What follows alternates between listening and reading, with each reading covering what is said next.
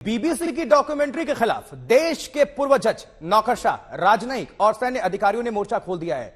क्यों? वो इसलिए कि इन लोगों ने ब्रिटिश ब्रॉडकास्टिंग कॉर्पोरेशन यानी बीबीसी की documentary India the Modi question में दिखाई गई बातों से कड़ा एतराज जाहिर किया है और खुला पत्र लिखा है। इस पर अब तक 302 हस्तियों ने दस्तखत कर दिए हैं, सिग्नेचर्स किए हैं और इनमें 133 सेवानिवृत्त नौकरशाह, 156 सशस्त्र सैन्य अधिकारी, 33 पूर्व राजनयिक और 13 सेवानिवृत्त जज शामिल हैं, रिटायर्ड जज। इस ज्ञापन में इस बात पर कड़ी आपत्ति जाहिर की गई है कि भारत की छवि को धूमिल करने की निहायत घटिया कोशिश की गई है। तो बीबीसी के खिलाफ यह मोर्चेबंदी, बीबीसी डॉक्यूमेंट्री का सख्त विरोध हो रहा है।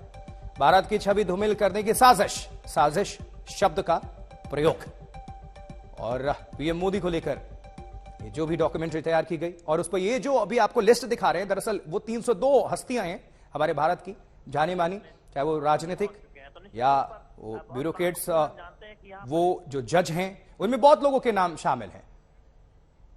और इस बीच किरण रिजिजू जो देश के कानून मंत्री हैं, उनका ट्वीट सामने आया। लिखते हैं, भारत में कुछ लोग अभी भी औपनिवेशिक नशा से दूर नहीं हुए हैं। नशा, वो लोग बीबीसी को भारत के उच्चतम न्यायालय से ऊपर मानते हैं, यानी सुप्रीम कोर्ट से ऊपर मानते हैं और अपने नैतिक आकाओं को खुश करने के लिए देश की गरिमा और छवि को किसी भी हद तक गिरा देते हैं। किरण रिजिजू का यह ट्वीट है और 302 दिग्गज हस्तियों ने यह विरोध प्रकट किया है। कुछ और हस्तियों ने क्या कुछ बात रखी है, अपनी प्रतिक्रिया किस तरह से तीखी टिप्पणी की है, इसको लेकर आपको हम सुनवाते हैं, सुनिए जरा। क्या हमारे यहाँ की डाइवर्सिटी इससे एक चीज से खत्म हो जाएगी?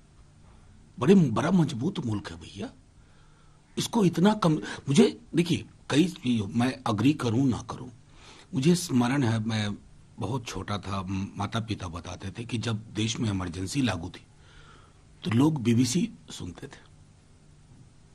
ये भी तथ्य है। तो हमारा सिर्फ ये कहना है कि अतिरेक की कार्रवाई से बचा जाए। परिपक्व लोकतंत्र में जिसको जो खारिज करना है वो करे। कई सालों से मैं देख रहा हूं कि बीबीसी, जो हम लोगों ने सोचा था कि एक न्यूट्रल क्रिटिक के तौर पे काम करेगा, वैसी अंडरस्टैंडिंग होगी, वो अब नहीं रही। इनकी हर चीज में एक एजेंडा नजर आता है, भारत को नीचा दिखाने का एक आइडिया नजर आता है।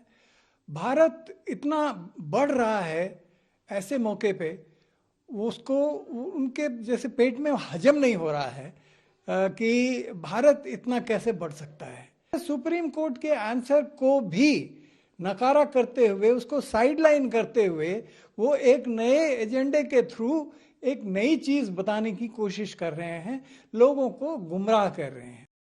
और बीबीसी पर पहले से भी आरोप लगते रहे हैं।